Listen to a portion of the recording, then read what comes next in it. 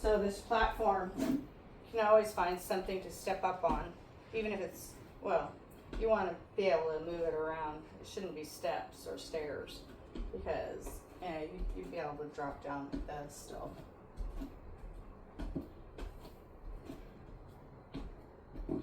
Then you can get creative with this. You can, you can step down a few times to build your quads and your calves and your soleus, and bend your toes. You can always bring your leg up and down, up and down, up and down, up and down, up and down. I'm going to turn.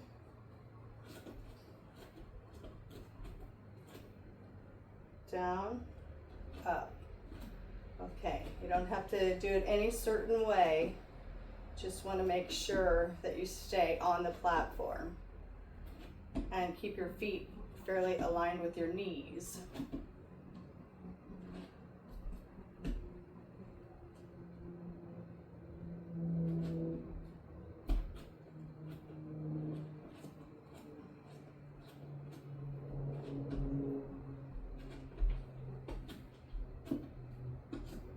Try this one for stretching the back of your legs as you move. If it hurts, don't do it. Stop and work on yourself. Stop and massage the parts that are aching or hurting. And then you can try it again at a later date when you discover how well you bend. Okay? You can get all your joints moving in your lower body. You can add your upper body to this routine. Eventually, when you're comfortable and you're not holding on any longer, or if you are holding on, you could exercise one arm at the same time if you're really bored.